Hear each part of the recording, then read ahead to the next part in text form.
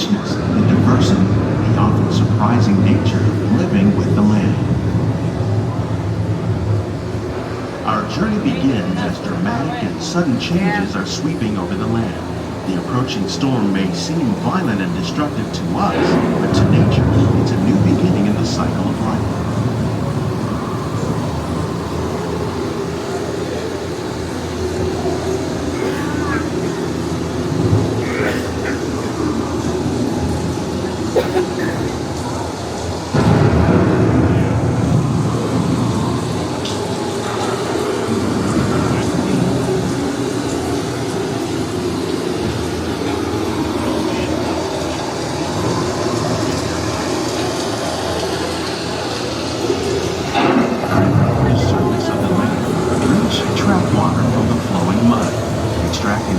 Nutrients and minerals.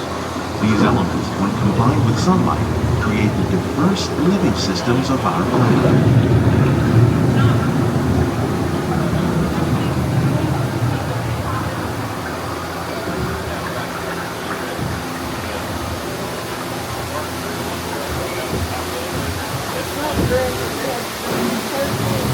One of those living systems is the rainforest, home to the most amazing concentration of life on our planet. These dense and beautiful forests cover only a tiny portion of the Earth's surface, but they contain more than half of its plant and animal species. Rainforests are also extremely rich and productive living systems, providing us with oxygen, food, medicines, and other elements essential to our lives.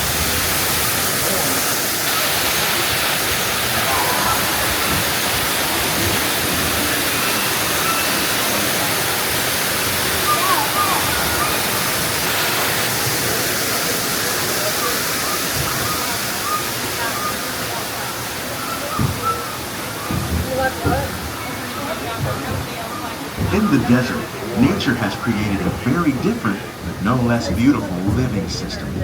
And while this arid landscape may seem lifeless, it is very much alive. The plants and animals that have learned to survive in these harsh conditions make use of what little water they can find and avoid the scorching rays of the relentless sun.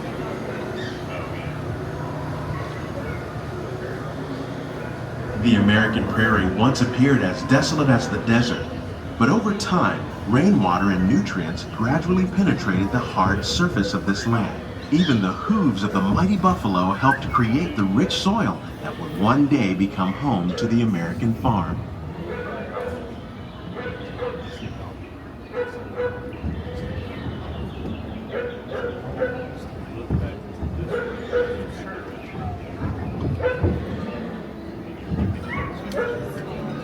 Of all the forces at work on the land, humans have had one of the most profound effects. The need to produce food for a growing world led to the enormous use and sometimes overuse of the land. In our search for more efficient ways to grow food, we often fail to realize the impact of our methods.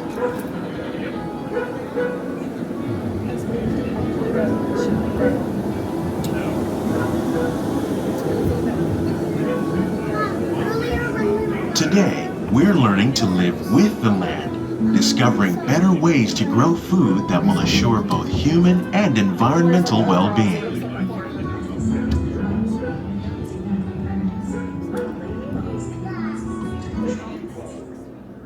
In the farmlands across America, we're learning that by planting under vegetation containing natural fertilizers, we can enrich the soil without the use of chemicals.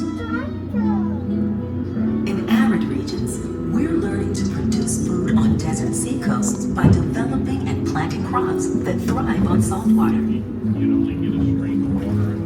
In Japan, we're learning that by mixing leaves and other living materials into our soil, we can make farmland more fertile without the use of chemicals.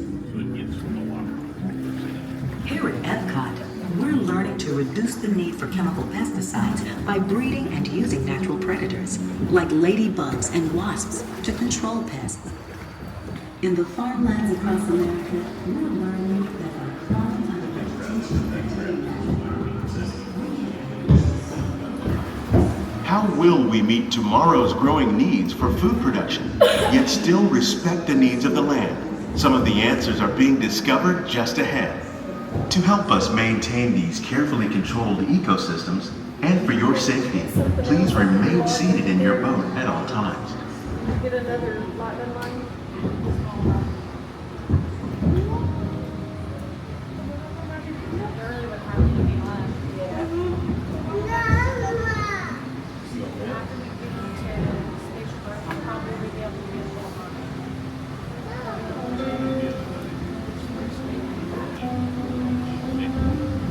Welcome to our Glimmering Greenhouses, where scientists from Epcot and the U.S. Department of Agriculture illuminate the wondrous gifts we receive from the land. Join us as we ring in the most bountiful time of the year.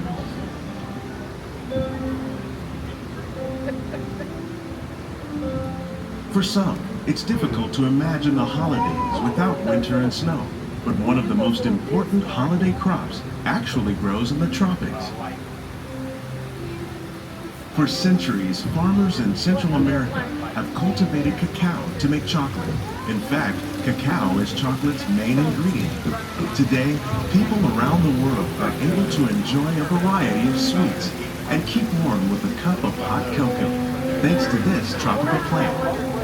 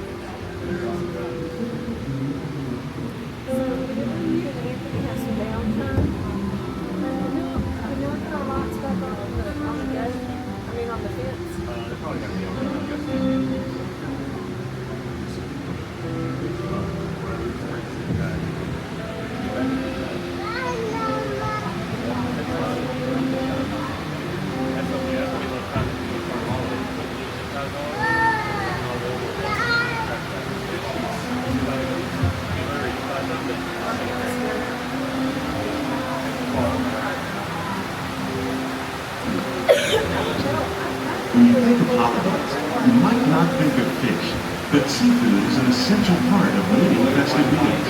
In parts of southern Italy, family and friends gather once a year to celebrate La Regina with a 7-course seafood dinner. Tilapia, bass, and shrimp, like the ones raised here using our sustainable water systems, make up just some of the dishes served during this grand meal. Today, in the United States, the tradition is known as the Feast of the Seven Fishes.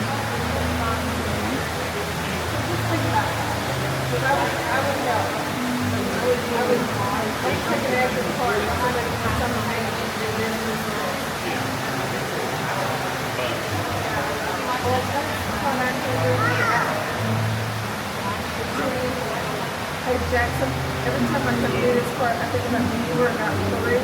You look at me and say, "Man, look at those bugs. It's the bugs." He said, "Look at those bugs." And they were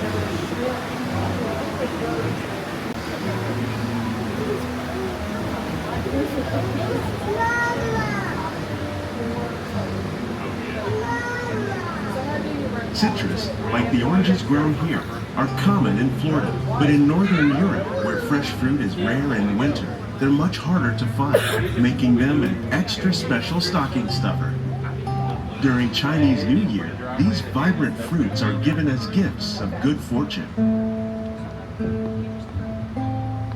maybe this kind of next Christmas.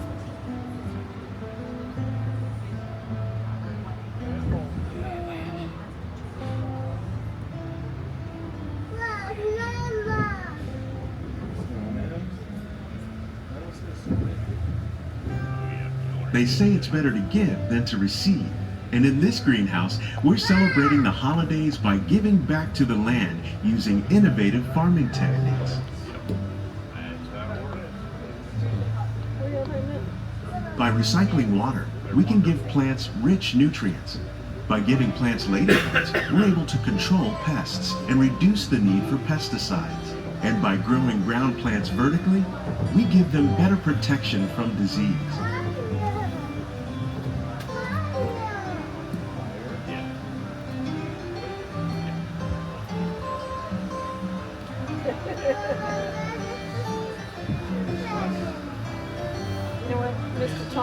said, happy birthday, Cutie McGee.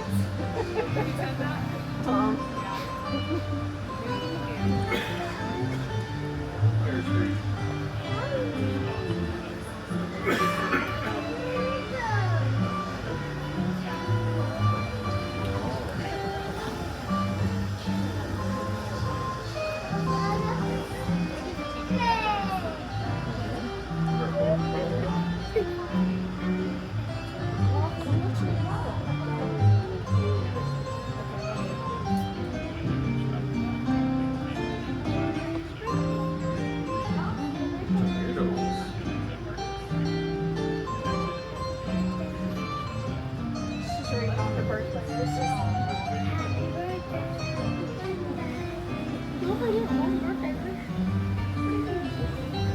Many of the plants you see here help spice up the holidays.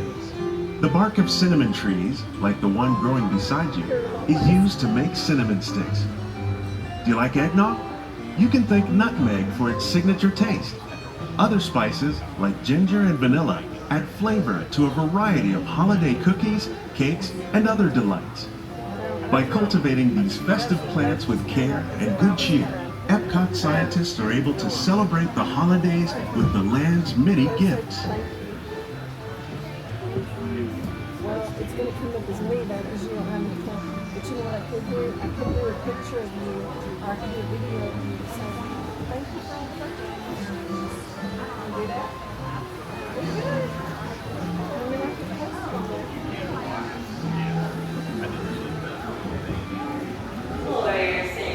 Keep both hands, feet, arms, and legs inside the boat. Thank you.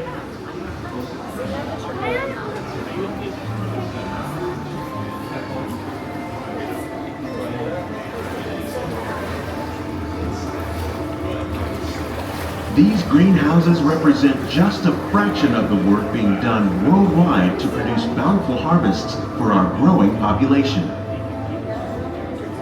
Scientists, farmers, and even backyard gardeners are doing their part to improve the quantity and quality of foods that we all rely upon. Together, we can continue to find more ways to increase food production and protect our precious natural environment. Only then will we truly be living with the land.